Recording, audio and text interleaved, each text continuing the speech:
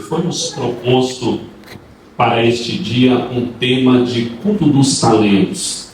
E o Espírito Santo ministrou este texto ao meu coração e eu quero caminhar com os irmãos em breves minutos dentro desse texto bíblico. Eu tenho certeza que o Senhor tem uma palavra ao nosso coração aqui nessa manhã. Lucas capítulo 13, verso 6, está escrito assim: E dizia esta parábola: Um certo homem tinha uma figueira plantada na sua vinha, e foi procurar nela fruto, não achando, e disse ao vinhateiro: Eis que há 3 anos venho procurar fruto nessa figueira e não acho. Corta, porque ocupa ainda a terra inutilmente. E respondendo ele, disse-lhe: Senhor, deixe-a este ano, até que eu a escave e a esterque. Se der fruto, ficará, e se não, depois a mandarás cortar. Amém, irmãos? Amém. Graças a Deus.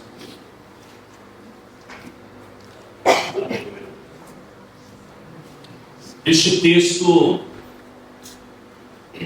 é interessante tanto pelas lições que ele nos ensina, quanto por todo o cenário que ele se desenvolve. Jesus estava subindo da Galileia para Jerusalém. Jesus sabia que aquela seria a sua última semana, a sua última viagem a Jerusalém. Chegando em Jerusalém, ele já sabia que seria preso, julgado e crucificado. Era uma longa viagem. A região da Galileia até Jerusalém era uma distância de aproximadamente 140 quilômetros. E a lei estabelecia naquela época um limite de distância que poderia ser percorrido por dia. Portanto, essa viagem, segundo alguns estudiosos da Bíblia, duraria em torno de 7 a 10 dias. Lembrando que, em vias de regra, Jesus fazia a pé. Então, 7 a 10 dias de viagem a pé, aconteceram muitos fatos interessantes na trajetória da Galileia até Jesus chegar em Jerusalém.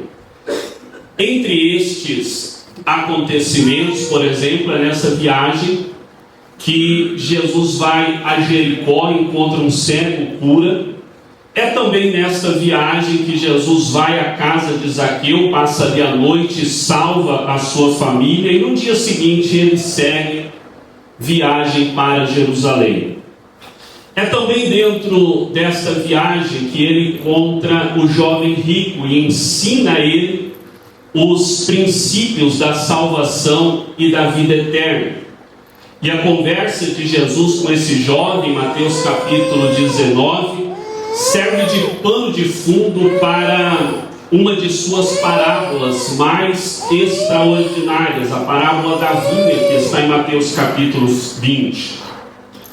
Próximo de Jerusalém, em Betânia, já chegando em torno de 7 quilômetros de Jerusalém, Jesus entra na casa de um certo Simão leproso, e este lhe serve um jantar. Tudo indica que ele havia sido curado da lepra, até porque, se estivesse leproso, não poderia hospedar e tampouco servir um jantar. Acredita que Simão fora curado da lepra por Jesus e está fazendo um banquete. Marta, irmã de Maria e de Lázaro, é quem está cuidando da mesa. Simão decide honrar Jesus oferecendo a sua casa. Marta, por sua vez, decide honrar Jesus oferecendo o jantar. E Maria honra Jesus quebrando um frasco de perfume de nardo puro e o derrama sobre ele em ato de adoração. Quando Jesus sai da casa de Simão, já chegando em Jerusalém, ele se encontra com alguns judeus. E aí nós chegamos no texto lido, Lucas capítulo 13. Pouco depois de se encontrar com estes judeus, Jesus vai contar esta parábola, a parábola da figueira estéril. Jesus decide narrar uma parábola para ensinar na prática o que ele estava dizendo. Então ele descreve a parábola da figueira. Preste atenção, que estava plantada no meio de uma vinha. Figueira é uma planta, vinha é outra. Não se plantava figueira em vinhas. A vinha é uma das únicas lavouras em Israel que não se misturava com nenhuma outra plantação. Jesus queria ensinar ali que aquele fazendeiro queria cuidar da figueira com o mesmo zelo, com o mesmo cuidado, com a mesma atenção que ele cuidava da vinha. Escute isso, não era para a figueira estar lá, não era o lugar dela lá, mas o dono da vinha deu a ela o privilégio e a oportunidade de estar lá. Deixa eu aplicar essa introdução aqui para nós nesta manhã. Não era para estarmos aqui, não éramos da espécie da figueira, mas o dono da vinha olhou e disse: eu quero essa figueira no meio da vinha, quero que ela seja tratada como vinha. Aí João 1, versículo 11 diz: veio para o que era seu, mas os seus não receberam, mas a todos quanto receberam, deu-lhes o poder de serem feitos filhos de Deus, aos que creem no seu nome. João capítulo 15, verso 16, o próprio Jesus disse: não fostes vós que me escolheste, mas eu vos escolhi e vos nomeei para que vades ter fruto e o vosso fruto permaneça. Pedro, na sua primeira epístola, no capítulo 2, verso 9, ele diz: vós sois a geração eleita, o sacerdócio real, a nação santa, povo adquirido, para anunciar as grandezas daquele que vos chamou das trevas para a sua maravilhosa luz. Terceiro, um homem tinha uma figueira plantada numa vinha. Plantar requer investimento, requer cavar o solo, requer regar, colocar adubo, acompanhar o processo, podar, dia após dia. O vinhateiro, o jardineiro que cuidava da vinha também cuidava da figueira. Havia o mesmo investimento, havia um investimento. Tem uma palavra de Deus para você aqui nessa manhã. Deus investiu em você. Primeira epístola de Pedro, capítulo 1, versos 18 e 19 diz: sabendo que não foram com coisas corruptíveis, como a prata e o ouro, que fostes resgatados da vossa vã maneira de viver, que por tradição recebeste de vossos pais, mas, olha o investimento, foi com precioso sangue de Cristo, e como um cordeiro imaculado e incontaminado, Deus investiu em você as tuas conquistas são resultados de um investimento de Deus. Agora, o que nos chama a atenção é que Deus investiu em você desde ou antes do ventre da sua mãe. Jeremias capítulo 1, verso 5, Deus diz: antes que te formasse no ventre te conheci, e antes que saísse da madre te santifiquei, as nações te dei por profeta. O que Deus estava dizendo é: Jeremias, antes que a tua mãe conhecesse o teu pai, eu já te conhecia. Aí vem o salmista no Salmo 136, verso 16, e diz: foram os teus olhos que viram o meu corpo ainda informe. O salmista estava dizendo: quando eu era um embrião no ventre da minha mãe, o Senhor já me conhecia. Aí ele continua dizendo: os meus ossos ainda não haviam sido entritecidos, ou seja, montados, e o Senhor já me conhecia. O propósito de Deus para a sua vida é muito maior que sua realização pessoal apenas. O propósito de Deus para a sua vida é muito maior que a sua carreira e até mesmo do que os seus sonhos pessoais. Ele vai além. Você nasceu de acordo com um propósito dele e para cumprir os propósitos dele. Aleluia. Você foi feito por Deus e para Deus. E enquanto não compreender isso, a vida jamais terá sentido. Seu nascimento não foi um erro. Sua vida não é um acaso da natureza. Seus pais podem ter não planejado, mas Deus certamente o fez. Ele não ficou nem um pouco surpreso com o seu nascimento. Na verdade, ele já te aguardava, já te esperava, porque Deus não faz nada por acaso. Ele não comete erros. Deus não age de forma aleatória. Ele tem um propósito para você estar aqui. Você existe para benefício, glória e propósito de Deus para a sua vida. Deus pensou em você mesmo antes de você existir.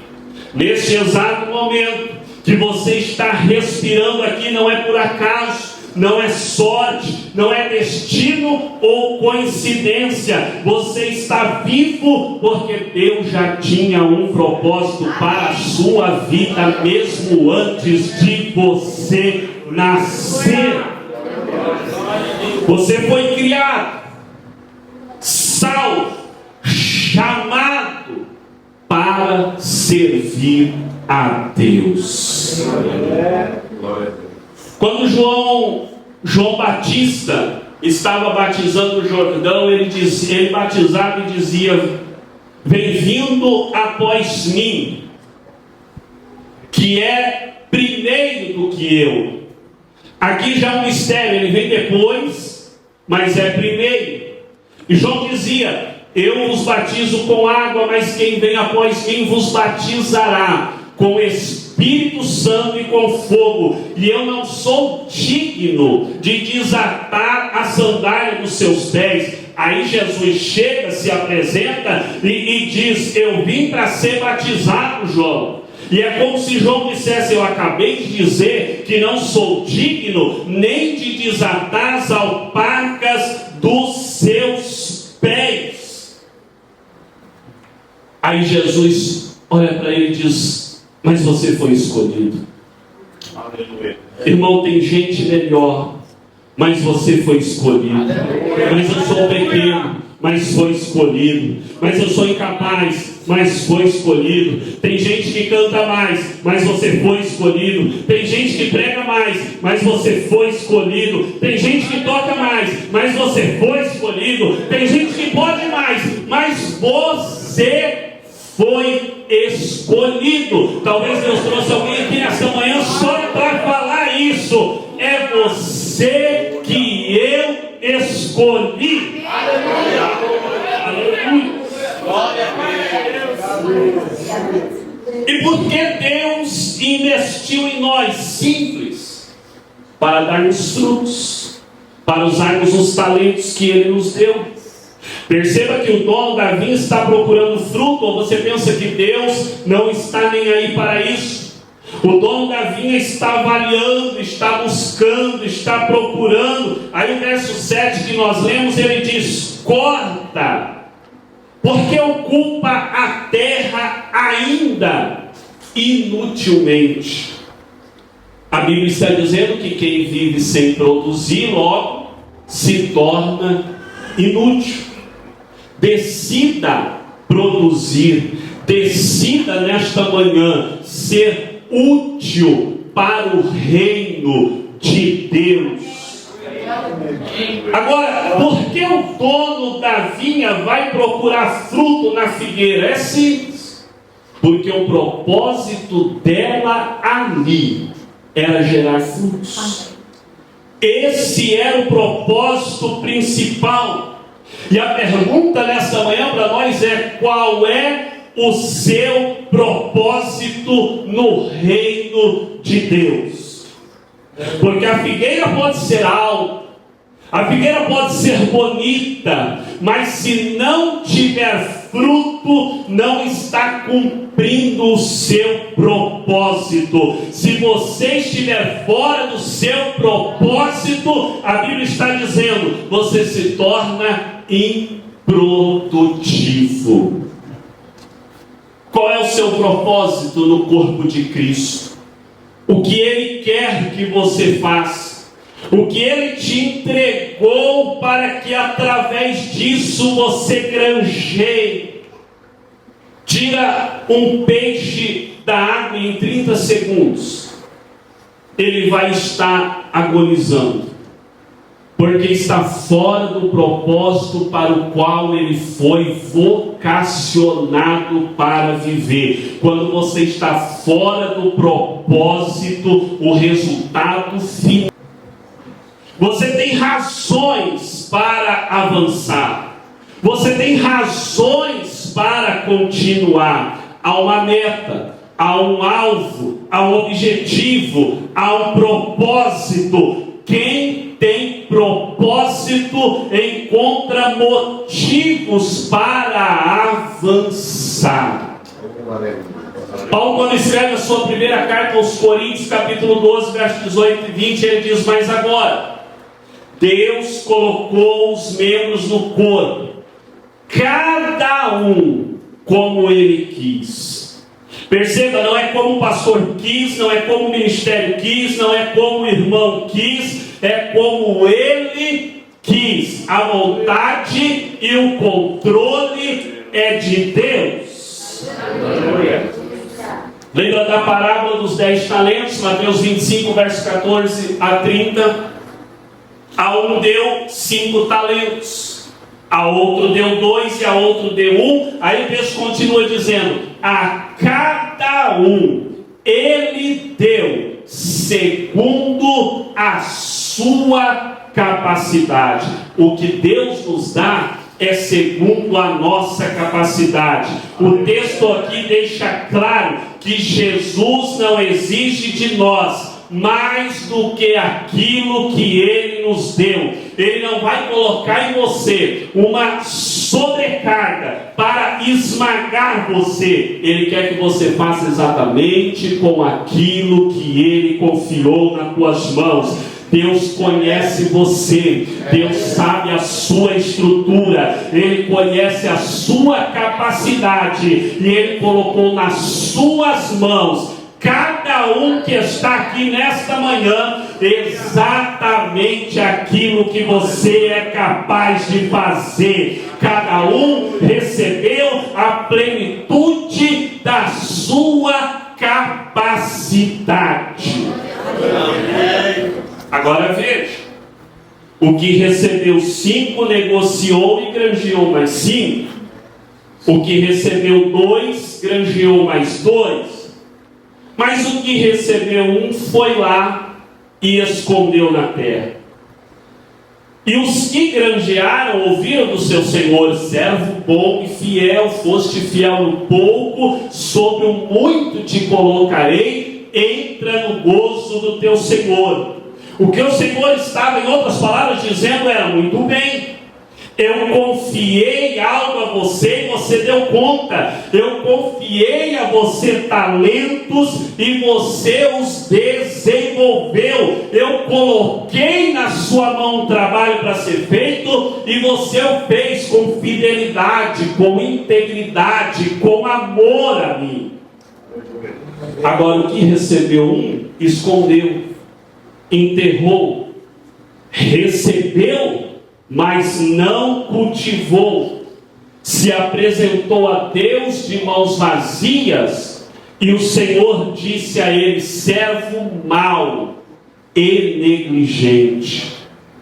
A pergunta de Deus esta manhã para nós é: o que temos feito com o que Deus tem nos dado? O que temos feito com o que Deus tem confiado em nossas mãos? O que temos feito com os dons, talentos, oportunidades que Deus tem colocado diante de nós? Veja o verso 7 do texto que nós lemos. O dono da vinha disse: há 3 anos eu venho procurar fruto nessa figueira e não acho.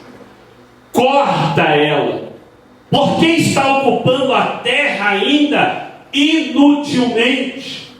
Perceba, a sentença estava dada, a sentença estava decretada, e era de morte. Corta, tira. Aí o verso 8, a parte A do versículo, vai dizer para nós: respondendo ele, disse, ele quem? O vinhateiro, o jardineiro, aquele que cuidava da figueira, disse: Senhor, deixa mais este ano, deixa mais um tempo, deixa mais um pouco, vamos dar a ela uma nova oportunidade, vamos dar um novo olha a intercessão, olha ele intercedendo para que a figueira não fosse cortada. Observe que ele está dizendo: deixa este ano até que eu a escave e a extergue. Na nova tradução da linguagem de hoje diz: eu vou afofar a terra em volta dela e vou pôr bastante adubo. Na tradução da NVT diz: deixa mais um ano, porque eu cuidarei dela e a adubarei para que ela dê fruto.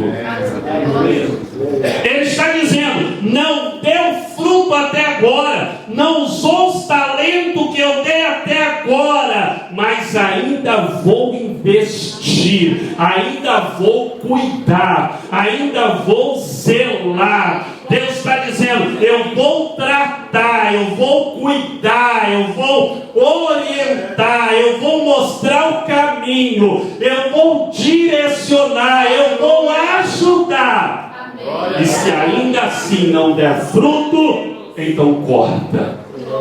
Aleluia. Eu tenho uma palavra de Deus para alguém aqui nessa manhã. Deus está dizendo que vai dar uma nova oportunidade. É manhã de uma nova oportunidade. Deus está dizendo que alguém está intercedendo por você para você ter uma nova chance. Deus está dizendo, escute isso aqui, que irá gerar um novo tempo de oportunidade para você. Deus está dizendo que alguém te defendeu para que o machado não alcançasse a tua raiz.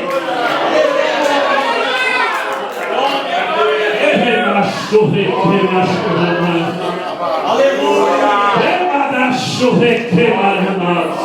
Glória a Deus! Aleluia! Aleluia! Fala, meu Pai, aleluia! Uma porta vai se abrir e chega um tempo novo de Deus para alguém aqui nessa manhã. Não dê ouvidos às vozes negativas que gritam para você, ou até mesmo para a sua própria mente. Escute isso aqui. Quanto mais Deus desejar investir em você, mais você será tentado a não acreditar nisso. Quanto mais Deus deseja te usar, maior a probabilidade de você se sentir tentado a desistir.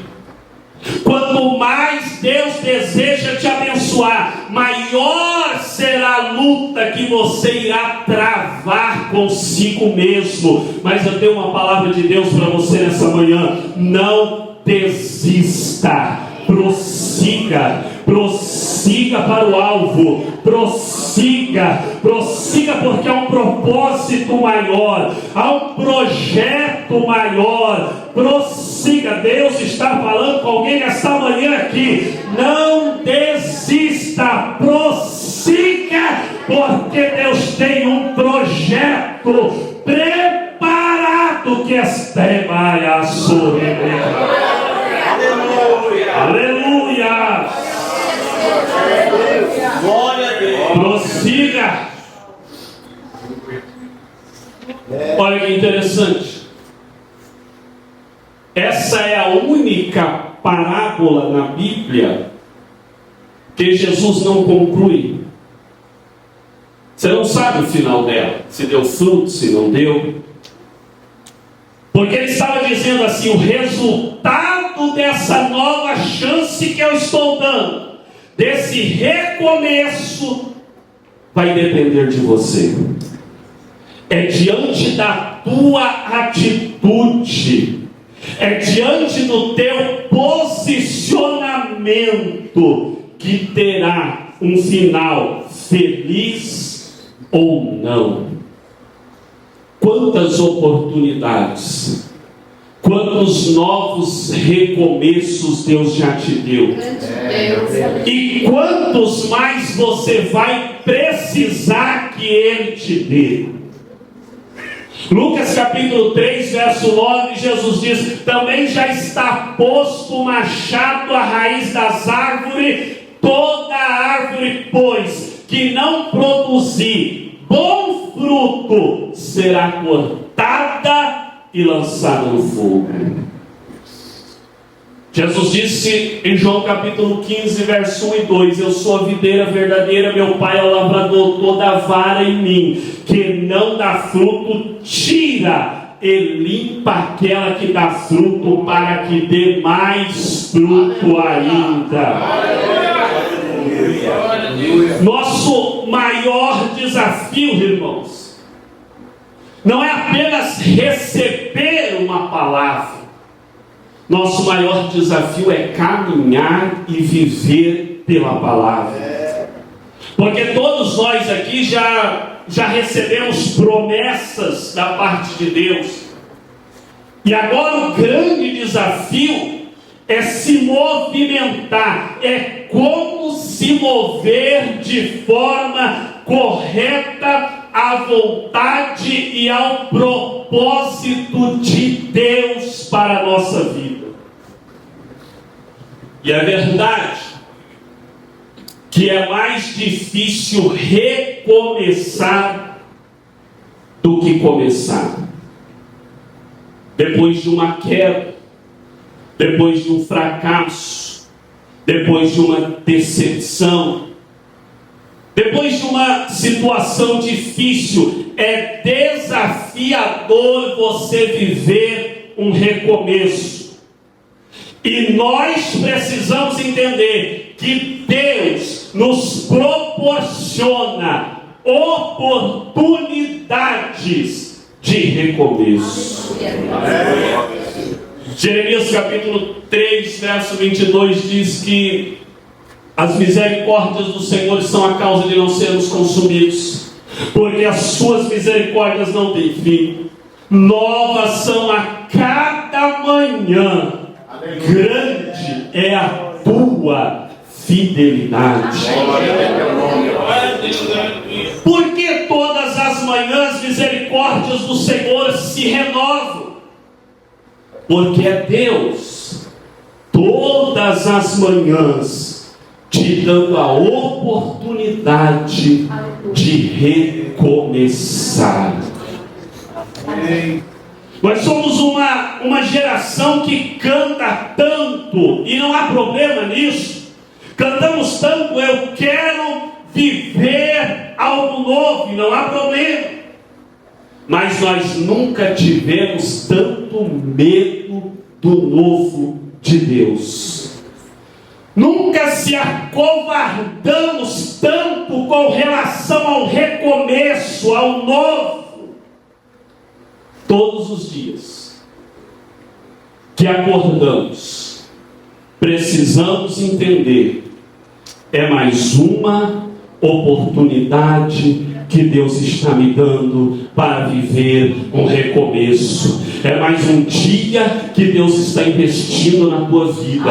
É mais uma manhã que Deus está investindo no teu ministério. É mais uma manhã que Deus está investindo na tua casa. É mais uma manhã que Deus está investindo em você, para que você produza frutos e desenvolva os talentos que Ele te entregou.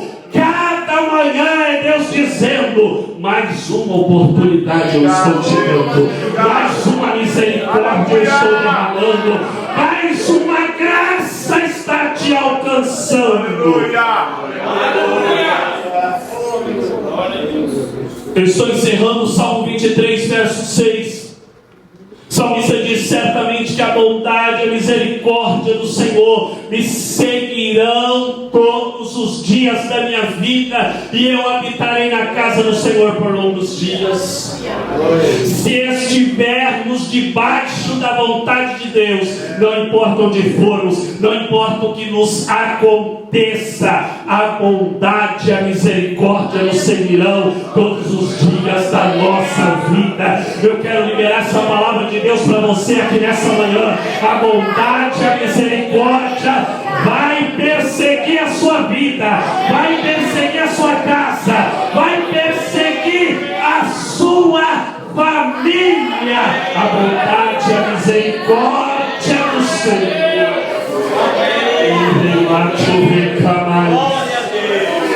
Há uma graça de Deus aqui nessa manhã. Se você pode por um momento, feche os seus olhos e adore a Ele. Deus me trouxe aqui a uma manhã de recomeço, é uma manhã de oportunidade, é uma manhã que Deus está te dizendo: eu te chamei, eu te escolhi, eu te separei, eu te encontrei, e eu estou te dando oportunidades nesta manhã. Oh, que pode adorar o nome de Jesus por um momento. A bondade e a misericórdia está nos seguindo. Nós só estamos aqui porque a bondade e a misericórdia tem nos acompanhado. Não é por nós, não é sobre nós, é sobre Ele, é sobre o reino, é sobre o trono, é sobre a graça, é sobre a presença, é sobre Ele. Aleluia! Oh, aleluia!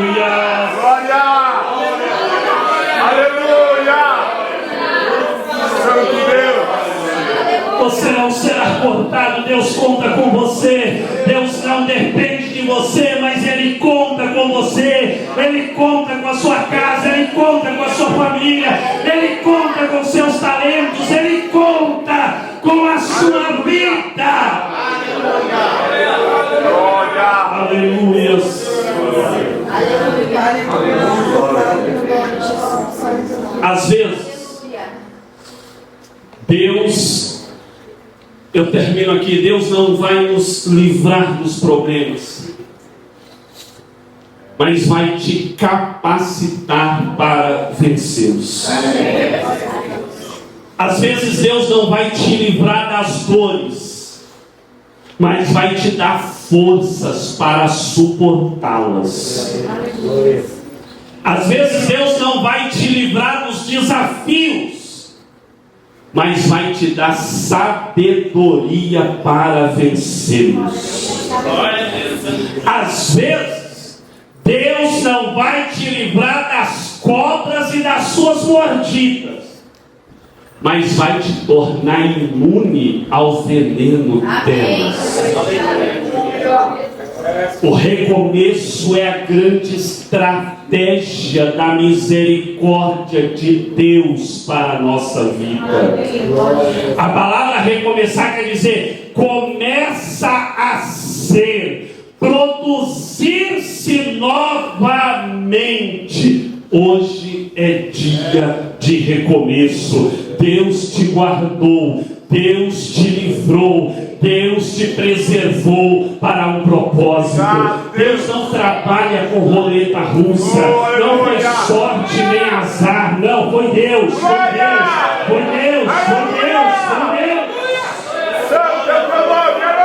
No dia em que você nasceu, milhares de crianças nasceram, e ao longo da vida, centenas dessas pessoas se foram, e você foi ficando, chegou até aqui. Foi Deus que te guardou.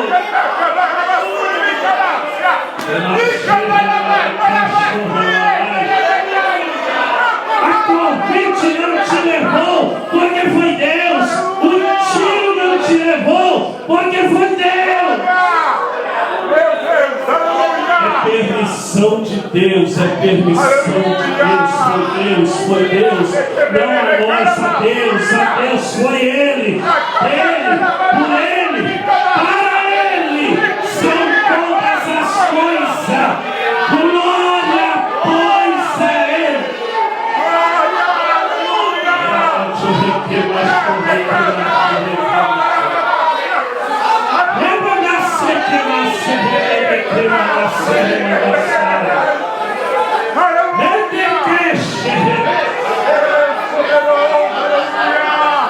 Deus não te preservou em vão, Deus não te guardou em vão. Há um propósito, há um projeto,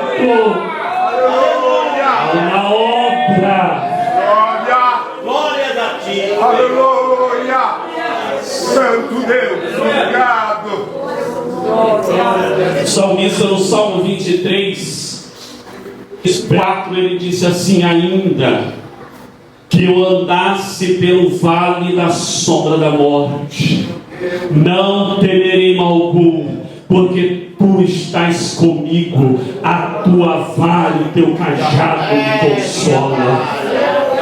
Essa palavra é profética para alguém que nessa manhã, Salmo 91, verso 3 ao 4 diz: porque Ele te livrará do laço do passarinheiro e da peste perniciosa, Ele te cobrirá com as tuas penas e debaixo das tuas asas estarás seguro. Verso 5 diz: não temerás espanto noturno, nem seta que voe de dia, nem peste que ande na escuridão, nem mortandade que assola o meio-dia. Porque 1000 cairão ao teu lado, 10.000 à tua direita, mas tu não serás atingido.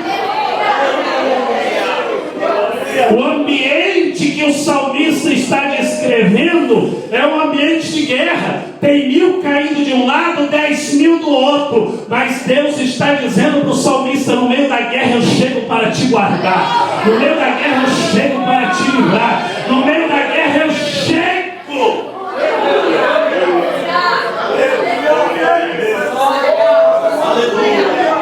Deus está dizendo para alguém esta manhã, no meio desta peleja eu chego para te guardar. Ainda que em silêncio Deus está guardando. Ainda que em silêncio Deus está livrando. Ainda que em silêncio Deus está protegendo. Ainda que em silêncio Deus está trabalhando. Aleluia. Que Deus te abençoe no nome de Jesus. Você pode aplaudir a Jesus para essa noite.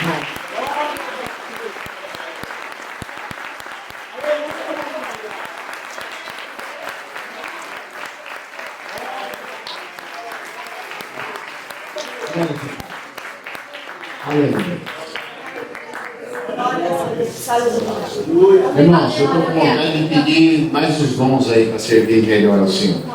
Você acha que a gente tem pouco, trabalha pouco, mas é assim, irmãos. Se tem uma coisa excelente, é servir ao Senhor. Eu sei que nós estamos vivendo um evangelho em que as pessoas somente querem ser súditos do reino e não servem do reino. Mas nós não devemos nos esquecer de Jesus, o Rei dos Reis, Senhor dos Senhores, na sua glória.